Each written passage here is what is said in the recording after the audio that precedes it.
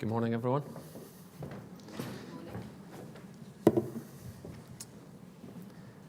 That was a film about construction and our industry, about Laing O'Rourke. Construction is dirty. Construction is dangerous. And construction is also an industry that many people would not necessarily want to work in. Why would you, as a head of internal communication for a well-known retail brand, want to come and join us? That was the question I was asked in my interview almost 5 years ago when I went to talk to Laing O'Rourke. And the answer I gave to that question, you've just seen a very impactful film that was shown to our leadership team this spring. But the answer I gave to that question was exactly the same way I feel now, which is that I was fascinated by the human stories within that organisation. And I still am. Construction is actually an incredibly exciting place to be, and I'm going to talk to you a little bit about the journey I've sort of been on. Everyone likes a journey in 21st century Britain, but I'm going to talk a bit about that and the sort of things we've been doing in internal communication to communicate to our changing workforce. So that was our Changing the Game film from our leadership conference in Dublin this spring. These are the things I'm going to talk about. Primarily, don't forget your core audience. If you build it, they will come. I'm going to talk about the challenging aspect, but also the rewards in making great content come to you as a central communications team. External communication informs internal communication. I think that's true now than at any other time. These things seamlessly sort of blend, and when they work well, they work extremely well with a sort of virtuous circle of communication. I'll talk a bit more about that shortly. Mobile and bite size, we're all accessing content on the go, we're all accessing content on mobile phones. Engaging hearts and minds, we've had some success in this area, and I'm going to talk about a campaign that was very successful on that score, and also metrics and analytics. So, first of all, I mentioned that excerpt from my initial interview into Laing O'Rourke for a reason, which is that recently, as 2 years ago, there was a report done in construction by a chap called Mark Farmer. And the essential message of it, if you read the executive summary, is that the industry had to modernise or die, effectively. Big issue with skills in our industry, big issue in terms of enough people to fulfil the jobs that we need to deliver. And you saw a whole range of them there in construction and infrastructure. If I give you an example of that, we're building a nuclear power station at Hinkley Point in Somerset, and we think we need another 1,200 people. And there's been a long, structured piece of work done there with the local community and other groups to build that resource pool. And we also need more diverse thinking across the board, which is important. So can I just do a quick show of hands? How many people before the presentation today had heard of Laing O'Rourke as a construction company? Okay, quite a few. So I'd say maybe 50 to 60%. For the 40% of you who've never heard of Laing O'Rourke, I'm just going to give you a sort of 60-second history lesson. The man on your right-hand side, as you look at the screen, is Ray O'Rourke. He's our chief executive. He started a small concrete formwork business in 1978 that was initially based in Grays in Essex. And in 2001, after a series of successes on jobs such as Broadgate in central London, and also building a lot of the Canary Wharf district in the 1990s, Ray and his brother Des took a big bet, and O'Rourke and Son bought the John Laing business. The John Laing business, for those who don't know, were famed for building Britain's roads. They're a 150-year-old business. They built the M1, they built a lot of post-war homes in Britain, and they built power stations like Sellafield as well. So this is a screenshot of our factory in Nottinghamshire, and this is one of our major projects in Australia.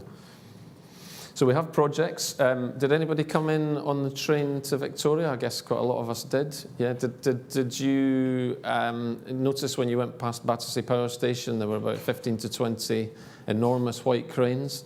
So those are our cranes, and we have someone from the Select business in the audience today who drives one of our cranes, and we'll be talking a little bit about that later on as well.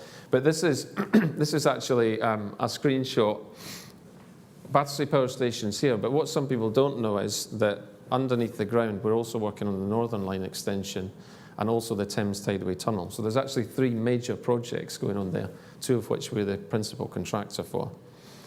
We also work on hospitals. This is a work in progress shot of Grange University Hospital in South East Wales. Manchester Airport transformation, so we are upgrading and modernising the airport there. Edinburgh St James, for anyone who knows my hometown well, you'll know that there's a major construction project going on there to the tune of about £1 billion, which is near the east end of Princes Street. And Hinkley Point, which I've mentioned. So our projects span the globe. This is actually a picture of Ray's son, Cathal O'Rourke, who runs the business in Australia. Our business ambition in terms of the strategy, in terms of what helps us frame our own ambitions as a comms team, is we want to be the leaders of the construction industry by 2025. We want to be a team of unparalleled professionals. The word legacy appears on the screen here. That's an important word for Laing O'Rourke.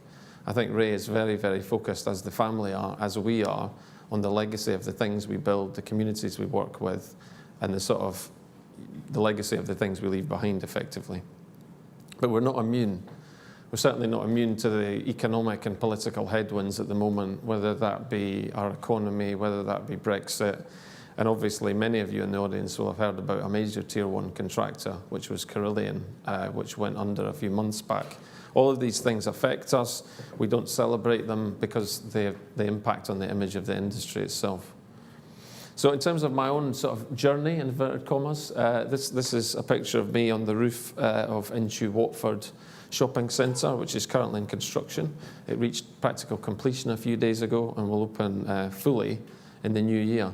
I think when I joined Laing O'Rourke, one of the things I noticed was we were heavily reliant on 1 or 2 channels. We pushed a lot of comms out. There weren't the sort of human stories that motivated me and made me feel sort of passionate and inspired. We did a lot of promotional work around great buildings on the London skyline. And it's just something that the leadership team asked me about at the time, and it's something that we've been very passionate about changing in the time that I've been there. And I also wanted to meet people that worked in Laing O'Rourke, real people on the ground, people like you see on screen. These are the Arpino brothers, Tony and Vinny. They helped build the Children's Hospital in Alderhay in Liverpool. And on the right-hand side is Harry Dawkins, who retired from our Select business after 48 years service about 12 months ago. I mean, when I joined, I sort of put myself on a self-imposed induction, and I went around the project sites with a pocket camera. I went out, I met people. I posted some of these videos on Yammer. They were very amateurish, they were very DIY. But they started a conversation about why people weren't seeing these kinds of films and these kinds of conversations. It sounds extremely obvious and very basic now, but it kind of helped me sort of inform my approach, which I'll kind of talk about in a bit more detail now. This is a picture of our project leadership teams being trained in our training facility. If you think about it, and you're all internal communications professionals, most teams over the years, and certainly as internal comms has developed as a profession, have needed, either through an agency, a filmmaker, a writer, a photographer, a designer, an editor. We happen to have a couple of designers in-house. Sometimes you do, sometimes you don't. We make some of our own films. We also use agencies to make some of our own films. But again, when I joined Laing O'Rourke, there was a feeling that there was a lot of content being pushed out, one-way communication, not really any genuine, visible and felt leadership. That was a gap as well. But the reality is in 2018, any of these people can do any of these things, and quite often they do. You know, anybody in the audience, I could equally have taken a picture of you and put it up on screen, because you're all amateur filmmakers, you're all editors, some of you probably write a blog, some of you edit things, you probably use apps on your phone. So it's increasingly, this is a consideration for us. I talked up front about internal communication and external communication in this virtual circle that's happened. I mean, many years ago, the BBC started a thing where they would write a piece of content and then that would be purposed for every platform. So they would write the same piece of content, it would be bounced across mobile, web, etc., etc. This is actually a series of photos that were sent into the comms team on International Women's Day. And what's fantastic about this, these are women that work on all our projects and our offices. We then shared it on Instagram. We got a lovely reaction, lots of engagement and involvement. We then brought that back in. It's shared in a team brief a few weeks later, again, sort of proving that there's a virtual circle of communication. I'll talk about our channels in a minute in terms of just the sort of metrics among those. This is probably going to scare the individual who's in the audience, but this is Katie Kelleher. And I just want to mention Katie briefly because Katie is a crane operator for Select. And she has, or certainly at the time I took this screen grab, she had 10,000 followers on LinkedIn. And Katie very much represents the opportunity for Laing O'Rourke. And she also represents, in terms of all the people that will follow on behind her, the challenge as well. Because it's great that Katie chose to be here today. And we have a relationship with her where we talk about communication. She's able to sort of play a brand ambassador role in a very sort of light touch way, and we're able to have a kind of conversation with her about it. But you know, we've posted things about, we have four to five female crane operators. This was a picture of them taken outside Battersea Power Station, which had a fantastic